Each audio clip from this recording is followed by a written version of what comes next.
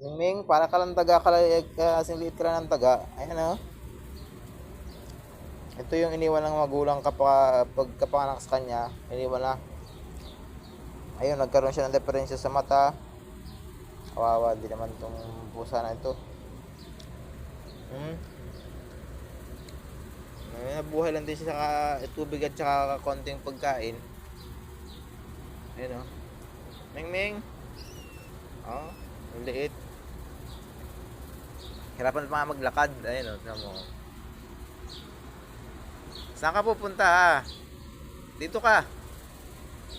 Ming ming ming ming. Lumapit ka dito. Ay, lumayo na. Lumayo na, tula akong dalang pagkain ngayon. Iba maglakad o, nakabikang kang maglakad o. Nawawa naman.